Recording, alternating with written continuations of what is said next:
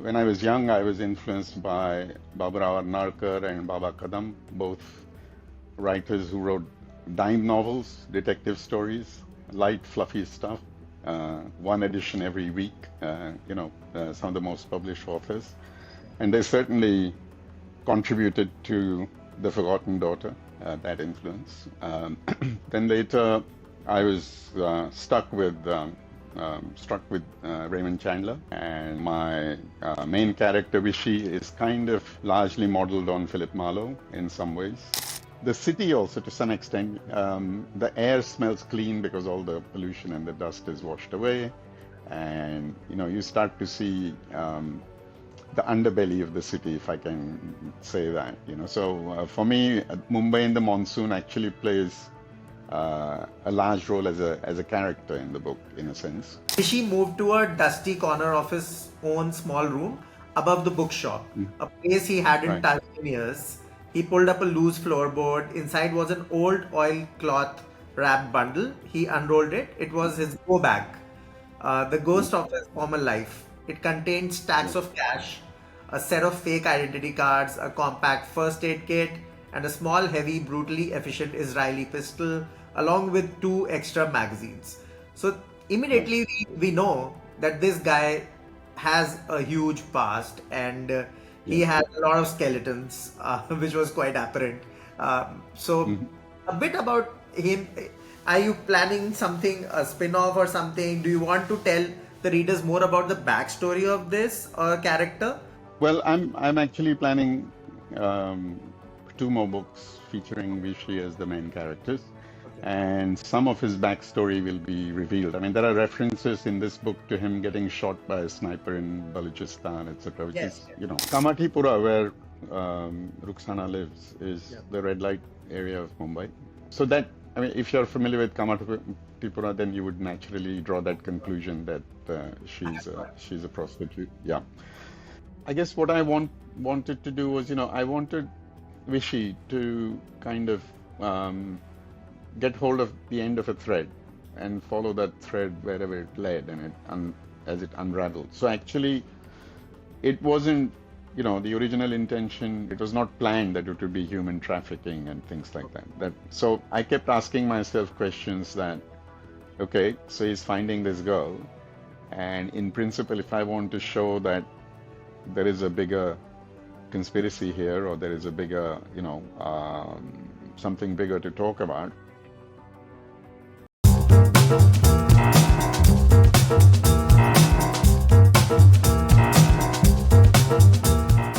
Hello, Booknerds. Welcome to the Booknerds podcast, where we deep dive into books which we love at Booknerds. And today's book, it's quite, the need of the hour and what's trending also right now. It's called The Forgotten Daughter, and it has been written by Aniruddha Joshi, although he uses his pen name as just Joshi, which is quite enigmatic, to be honest, what I felt. And the topic of the book is very current. As you guys know, Delhi Crime Season 3 is trending right now, and it shows the great sin that is human trafficking. And this also has that central topic to it, this thriller. It's a noir thriller, and the protagonist is very interesting. I would say an anomaly in fiction because you don't encounter an ex-soldier who is now a bookseller, trying to save people. So I really loved the experience of reading the book, and I spoke to the author about many things. Of course, his inspirations, which were very interesting. You should watch the full podcast for what we discussed.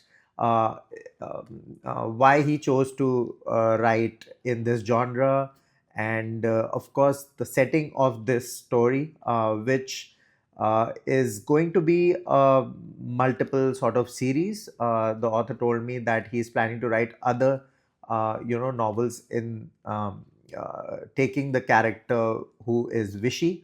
And yeah, had super fun. I won't give you any spoilers during this introduction or podcast, but do watch the podcast and do let me know after reading the book. whether you liked this character, whether you would like to see more from the author with this character, future books, and did you like the conversation or not. Do watch the entire podcast, and this podcast will be launched on our YouTube channel, which is at Booknerds. Happy reading. Hello, Booknerds. Welcome to the Booknerds podcast. I'm particularly excited about this episode because one of my favorite genres is crime and noir thrillers. I enjoy them in all formats. It could be an audiobook, it could be a TV series, an OTT series, whatever, you name it, a movie. But when it comes to novels, that's my favorite. It has been growing up as well. So I was particularly excited when I got this book. It's called The Forgotten Daughter, and I have a PDF version of it right here. So I'll show you the book cover on my iPhone here. It's quite gritty, I must say, and a guy, walking very calmly in a sort of very dark, ambience in an alley. That is just up my alley, I must say. And I was reading this book on my ebook device and enjoyed it particularly. A great weekend read for me. And we have the author here, Aniruddha Joshi. Should I call you Aniruddha or Aniruddha? Because there is an A at the end. It's Aniruddha actually. I Okay. mean, it's Aniruddha, but Okay. you can even say Joshi. That's also okay. Oh wow. Yes, because Yeah. in the book it's only Joshi, right? The Yes. pen name I Yes. think you are using just Joshi. That's interesting. Okay. So Joshi it is, but thank you so much, sir, for joining us first of Thank, all on the thank podcast you. and writing this very gritty thriller. Congratulations on that. For a debut author to pull off these things, keeping it taut, a book taut, keeping the message also very important. And I was entertained. So that's what I loved about the book. And the language was very on point. So that's a rarity in debut books. Congratulations on that. Thank you. Thank you. First of all, sir, I know you told me your origin story yesterday when we were taking care of some technical details, whatever. But our audience, our readers would love to know your origin story. I think it should come from your mouth because it is super interesting, super different from everybody else I talk to on the podcast. So do let us know a bit about that, especially the readers, a bit about your influences growing up and in terms of reading, writing, and Right. where do you come from? Because you are a new author on the scene, so everybody Mhm. would love to know. Thank you. First of all, a big hello to all your listeners, subscribers. Thank you for this opportunity to talk to them through you about my book. I was born in Pune. I spent my childhood in Pune, and this was in the 60s when Pune was still a very, how should I say, cultural hub for Marathi literature and Marathi culture. At the age of 12, I was taken to the UK by an English charity called the Pestalozzi Trust. They used to bring children from different parts of the world. So there was a group of Indian students, and I stayed with Tibetans, Nigerians, Thais, Vietnamese, Palestinians. We all stayed in this facility and went to local English schools. The English was a challenge because I had until then only studied in Marathi. The only other language I knew was Sanskrit. I had not yet started English. So I had to start from ABCD.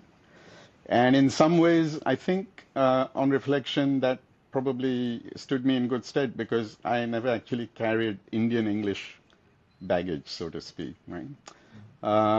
After doing my O levels, A levels, I got a scholarship to the London School of Economics. I graduated from there, from the LSE. Not too long after, a famous Sir Mick Jagger was there, Oh wow. and yes.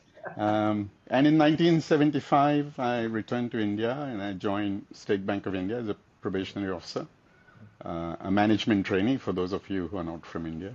Yeah. Uh, Most of my time was during probation, during training was spent in small remote villages on the east coast of India, Andhra Pradesh. I got to know a new culture there. I learned to speak Telugu. Machilipatnam, Kakinada, Vijayawada. And then the bank transferred me to Japan. The bank received a license to open a branch in Japan, and a small team was sent. And I went to Japan, where I stayed for 3 years. I met my future wife there, learned to love Japan and Japanese culture. Uh, After 3 years, I came back to India for a year and then went back to Japan for another 3 years, at the end of which I joined Reuters as a part of their international management cadre. My first assignment was in Oman. I stayed there for 3 years in the Middle East, and then I was moved back to Tokyo for 2 years, and from there I moved to Singapore, where I spent 5 years running Southeast Asia and also running marketing for the whole of Asia. After Singapore, I was moved to New Zealand, another country I love. I really enjoyed staying there. A beautiful, beautiful place.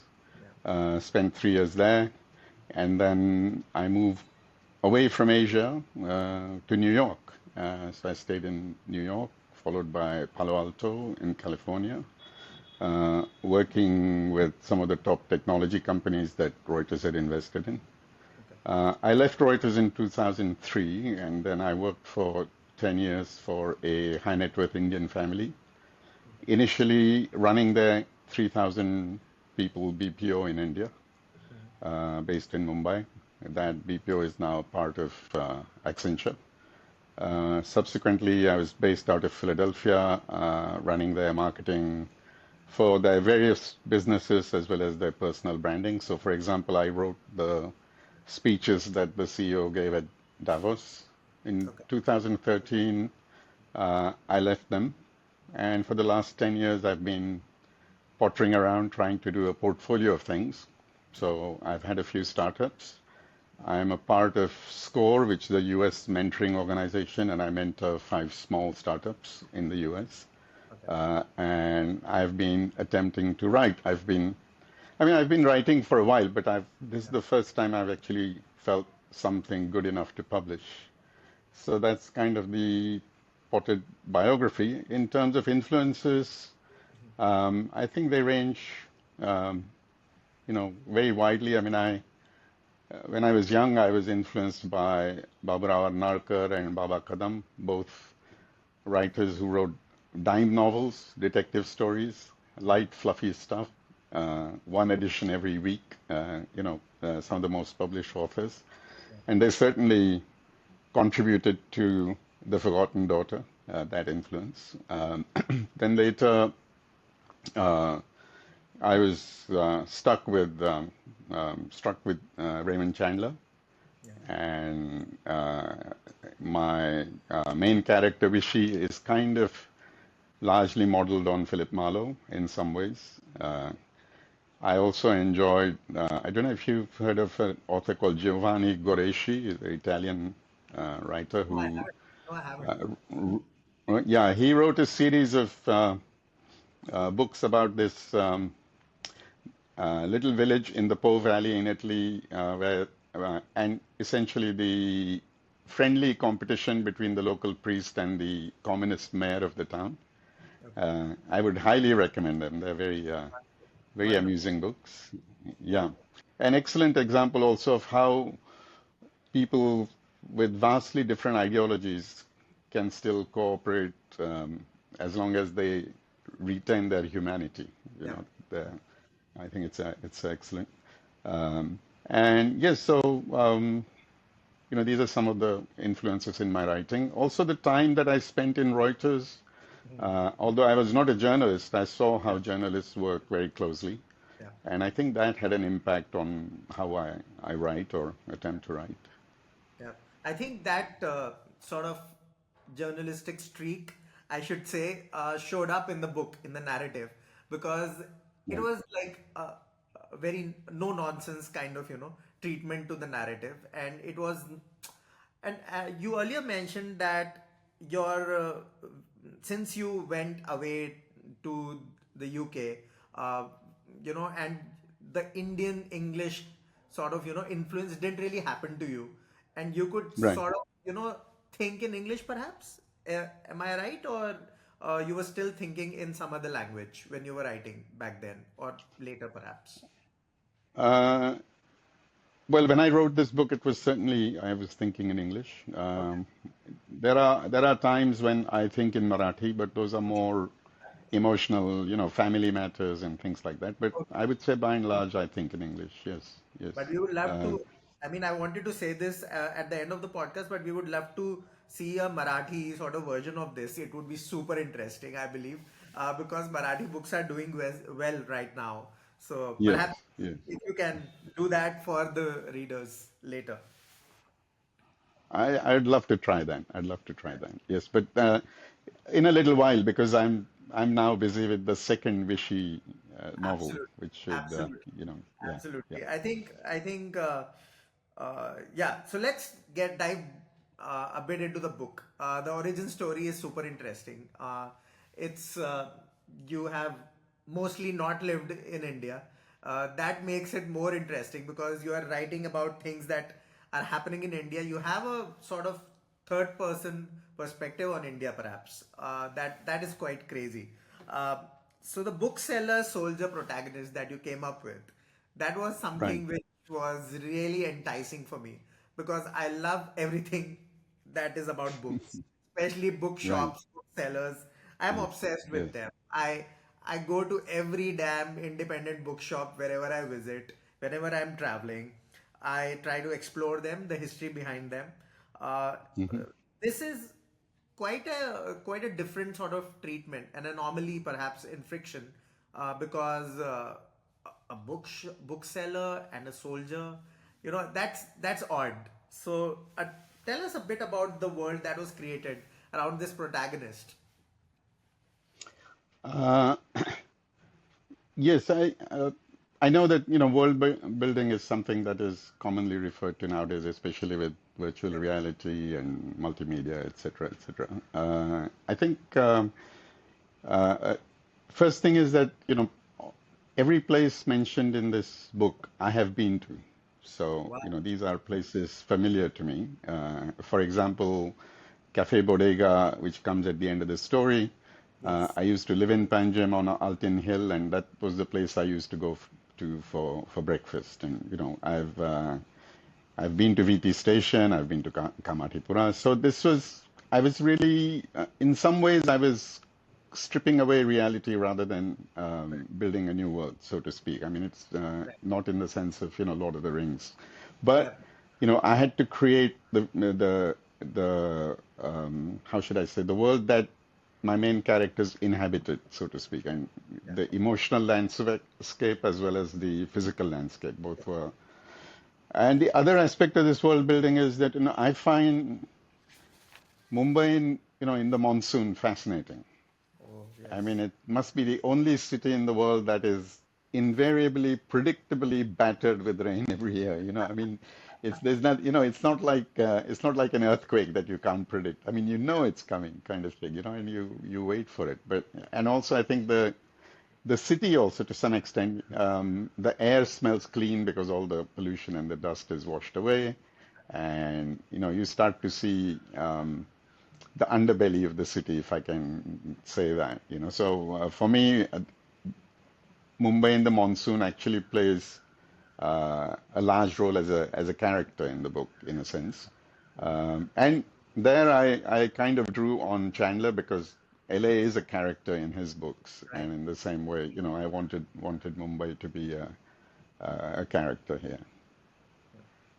Great. In fact, is Cafe Bodega in nearby Fountain House or something? Yes, it's up on the hill, Altino, the hill just that's behind Church Square. That's Okay. Okay. where the chief minister's house and all is. So it's up there. It's the Goa Art Center. It's a very nice old building, and it's a kind of a cloistered cafe in the center of the building. Yeah, it's Wonderful. lovely. I would highly recommend you visit it if you get a chance to go there. At the With your time I was there, there was the chief cook was a lady called Vandana, and she had been trained in New York, and even people like Robert De Niro used to go to her restaurant for her. She was famous for her desserts, Yeah. and Wonderful. she'd come back and yeah, yeah, Yeah. Next time. So, guys, you are getting book recommendations and cafe recommendations. What else do you want? So yes, it's that kind of podcast. Okay. So, yes, regarding Vishy, a hmm particular excerpt from the book was hmm really what kind of set up the pace of the novel for me, and not exactly set up, but it was, it gave perspective on who he is. So you say that Vishy moved to a dusty corner of his own small room above the bookshop, a place he hadn't right, touched in years. He pulled up a loose floorboard. Inside was an old oilcloth wrapped bundle. He unrolled it. It was his go bag, the mm, ghost of his former life. It contained stacks yes, of cash, a set of fake identity cards, a compact first aid kit, and a small, heavy, brutally efficient Israeli pistol, along with two extra magazines. So right, immediately we know that this guy has a huge past, and he yes. has a lot of skeletons, which was quite apparent. So hmm a bit about him. Are you planning something, a spin-off or something? Do you want to tell the readers more about the backstory of this character? How was it kind of, a bit about its formation, if possible? Uh, well, I'm actually planning um, two more books featuring Vishy as the main characters, Okay. and some of his backstory will be revealed. I mean, there are references in this book to him getting shot by a sniper in Balochistan, etc., which Yes, is, yes. and Yeah. or for example, his letters to the mysterious Aisha, Yeah. which he never posts. So, um, That's a very small I set. I think that's a couple yes, of lines, right? yeah, yeah. Yeah. So more of his backstory will be revealed in a following book. But one thing I'd like to do is, I'd like to read you, if I may, a quote from Chandler, who Sure, why what he not? says about what he says about his main character Philip Marlowe, Yeah. and because that's actually, if you like, the basis for Vishy's character. Excuse me while I look down at mine. Um, so he says, down these mean streets, a man must go who is not himself mean. Yeah. Yeah. So we have Vishy, who's not mean, going down the mean streets of Mumbai, Yeah. who is neither tarnished nor afraid. Yeah. He's the hero. He is everything. Mm. He must be a complete man Mm. and a common man, and yet an unusual man. Mm. A complete man, a common man, and an unusual man. Yeah.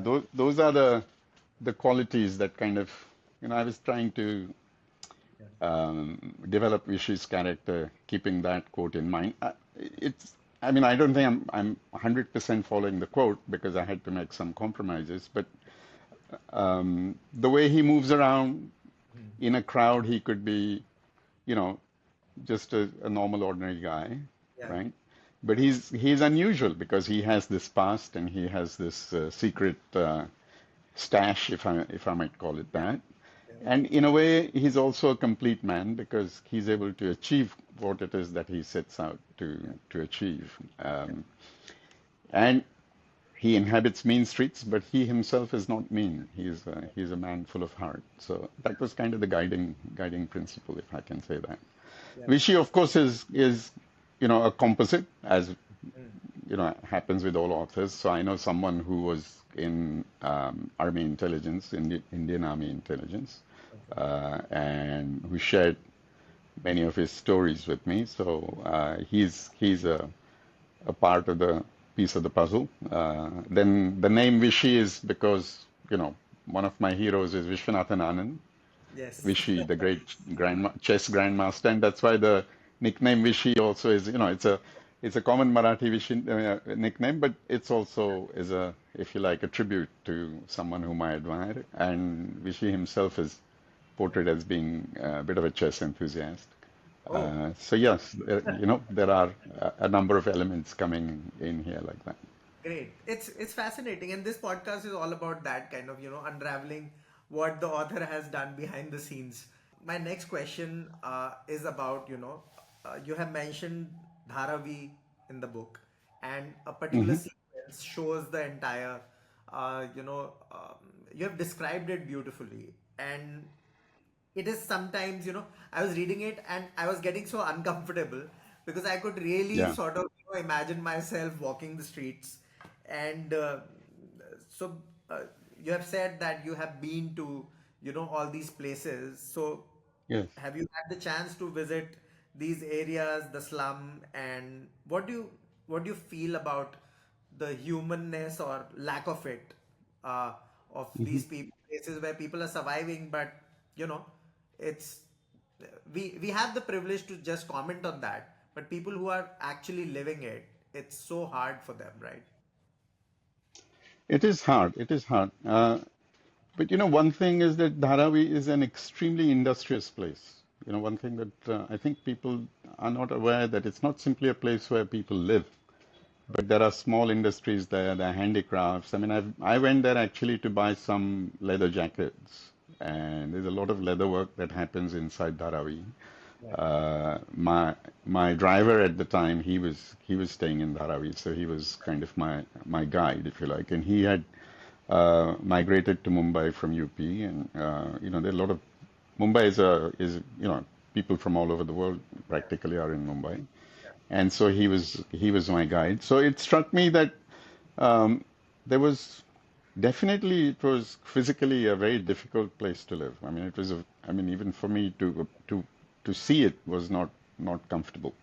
Right. But at the same time, you know, it was really the resilience and the attempt to make something of themselves that Yeah. that you saw in the people, whatever jobs they could do, whatever things. I knew someone who sells handicrafts, and she used to get a lot of her handicrafts made by artisans who lived in Dharavi.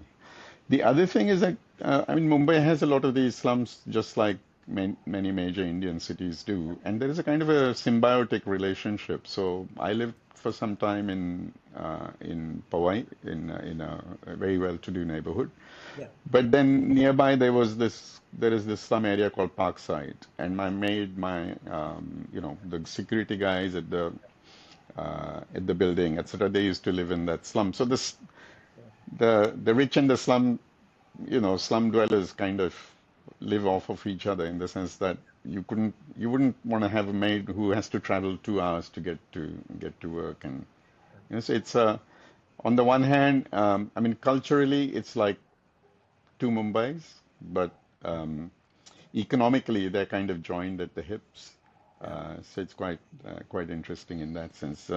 But absolutely, I admire the sort of conditions that people face and still try to make something of themselves. Yeah. It's amazing. Yeah.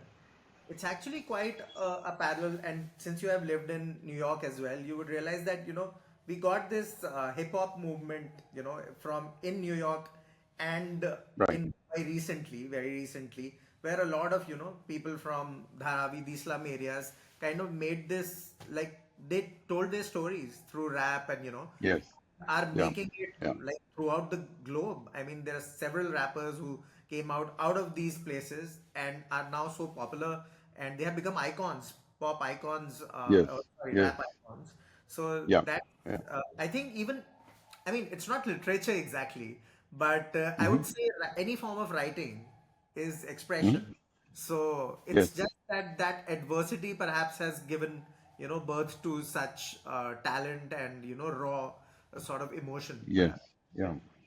Yeah. Yeah, I'd agree. I think I mean the one criteria I would kind of one criterion I would apply is it honest? If it's honest writing, I think if it's lived experience and honest writing, that always comes through, regardless of your mastery of language, and so that's important. Yeah.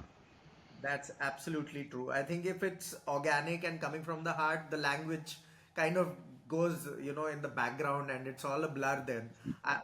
Yes. When I'm entertained with emotion or something, I don't care, to be honest. I Yeah. don't care Yeah.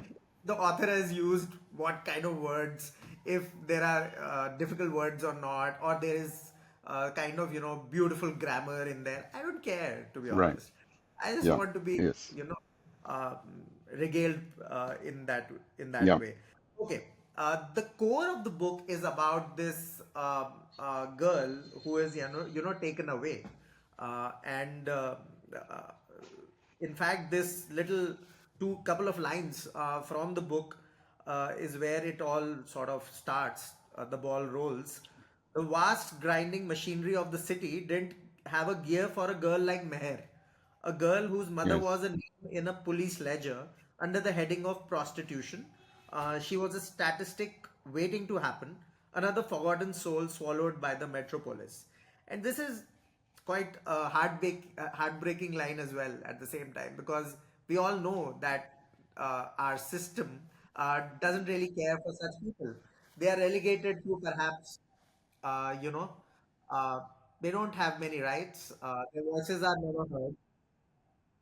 And this particular issue of girl trafficking, and this particular girl who has a mother who is a prostitute, uh, Right. it wasn't clear whether she was or is a prostitute, or I'm getting it wrong, but she had that label at least. So, Yes. Yes. wha why did you pick up this particular sort of instance, topic to build the narrative? Uh, well, Kamathipura, where Ruxana lives, is Yeah. the red light area of Mumbai, Oh, and right. So that, I mean, if you're familiar with Kamathipura, then you would naturally draw that conclusion that she's a prostitute. Yeah. I guess what I wanted to do was, I wanted Vishy to kind of get hold of the end of a thread and follow that thread wherever it led and as it unraveled. So actually, it wasn't, the original intention. It was not that. Um, it was not planned that it would be human trafficking and things like that. So I kept asking myself questions that, okay, so he's finding this girl, and in principle, if I want to show that there is a bigger conspiracy here, or there is a bigger, something bigger to talk about, because that's one of the things you get in Chandler a lot, is that there's never a clear-cut victory at the end. right. The system still continues. Yeah. So then, what is the system that we're talking about that he's going to discover? So his that kind of flowed organically rather than any kind of a plan that this is going to be about human trafficking, or this is going to be about, someone from the Middle East, or a corrupt cop. Each character that came up, I asked myself what would be the motivations of this person Right. to behave the way, because I didn't want to paint anyone as sort of truly evil, if I can put it that way. Yeah. That everyone was a victim of a bigger circumstance. But as the story evolved Hmm. in my head, then I started naturally, doing research on, okay, if I'm going to go down the path of human trafficking, then is this is this real? Is this a big problem? How does it work, etc. So I did do some research to find out, and especially the associated money flows, because a lot of this is about, follow the money kind of thing, right? And where does that money go, and what kind of ends is it put to, whether it is political corruption or funding terrorism, or, I think that's how that was built. I would say it was a dynamic interplay. I mean, there Right. was a glimmer of an idea at the beginning, then I did research that kind of firmed up the idea more, and then I did more research, and Yeah. it kind of went that way. Yeah. I uh, I think it's a very big nexus, and I'm happy. It's so, although I know that you didn't mean it to be a journalistic piece, but Right. it is a noir at the end of the day. But it is so journalistic in so many ways. I was Yeah. like, I I was like, oh my gosh, this is happening right now. This Yeah. is actually happening Yeah. right now. you Yes. say that Yes. it's a money trail, and we have Yeah. seen so many big.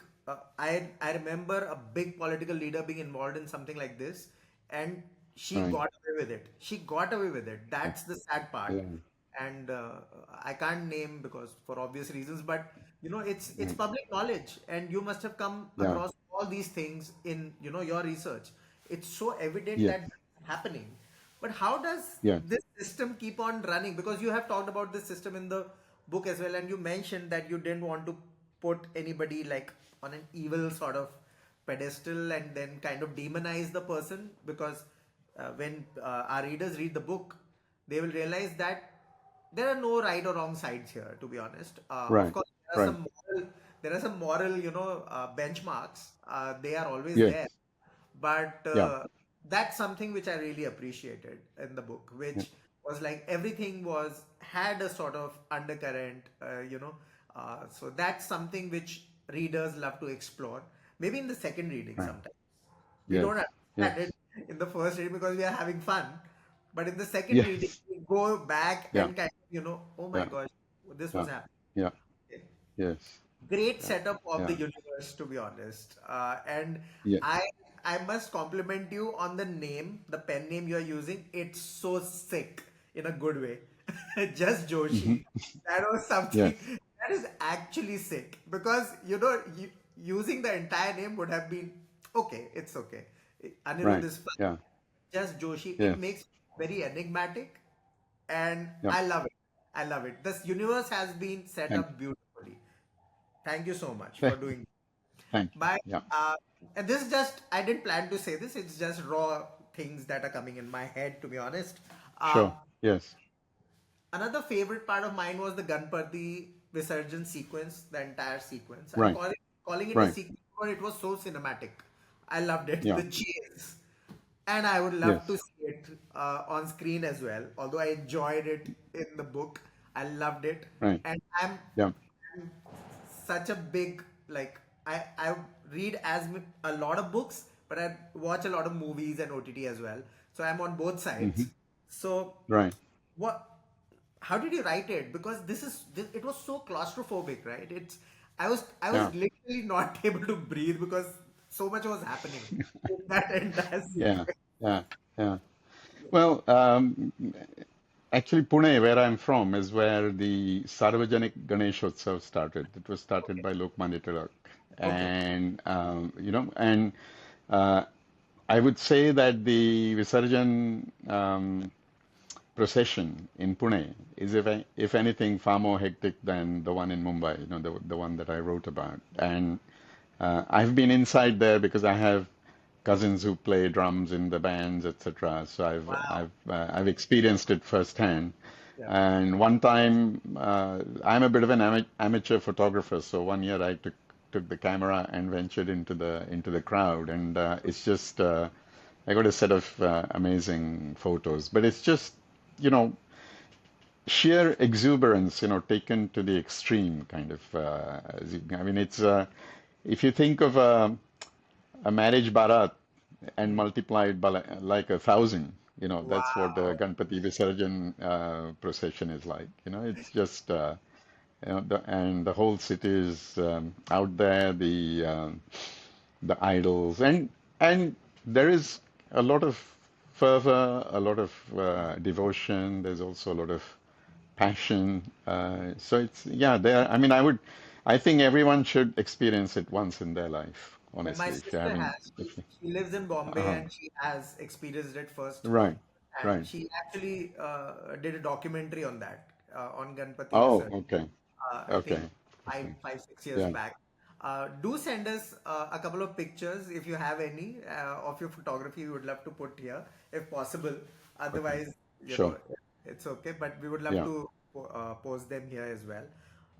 Right. Awesome. Okay. I think yeah. This, like I said, this setup of this universe, which you are now writing more and more about for future Mm-hmm. books, and I love the universe, and it has so much more potential, because we are just scraping the surface. Uh, you Yes. know, we have just gotten to know a bit about Vishy, who is Right. very interesting. He has so many secrets. I know that, and in Yes. fact, some Yep. of those secrets are casually unraveled when he is working Hmm. with another police officer in Yes. Goa. I don't want to Yep. reveal too much because the fun of the book will be spoiled because I don't want to reveal all the characters here. But I Right. would request the readers to explore the book and let us know in the YouTube comments how you liked it. What do you feel that will happen in the universe? You can also comment what will happen in the universe. Maybe that gives more ideas to the author. Um, and Indeed. Indeed. looking forward to more noirs from you because I think we have a lack of noirs in India from Hmm. writers who know the milieu. And I know of many authors who are doing it in the West, in UK. There's Abir Right. Mukherjee doing it very well in the Yes. UK. I love his Yes. books and so many others. But I would love Right. uh, uh, Joshi to be a name, in these all these authors. And yeah. Thank you. Uh, and anything else? If would you like to say something to the readers in English or Marathi or whatever language you wish to? Perhaps connect with the readers. Would you like to say something? Yeah. Um, yes. This is my personal view. A book is like a baby. I mean, I feel I've given birth without the labor pains. I don't Yeah. want to dismiss those. But it's out in the world now, and it's yours. And I'd love to hear what you think about it. Yeah. Um, अ, हे पुस्तक तुम्ही सगळ्यांनी जरूर वाचा आणि मला तुमचं मत कळवा, अवश्य कळवा.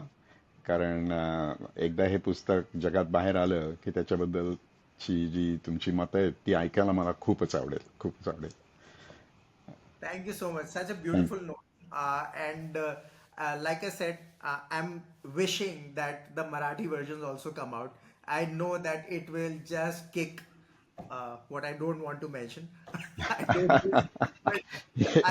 I really Yeah, believe in that. I really believe in that. I'm not yeah, joking. yes, yeah, And the Marathi versions will really do well. I know that. yeah. And Thank you. guys, do let us know in the comments. We'll, of course, keep on bringing you more books, more authors on this podcast, like always. But this conversation has been just amazing, and the book was so much fun. Looking forward to much more from you, sir. Thank you. Thank you, Rohan. I really enjoyed talking to you. Thank you. Thank you.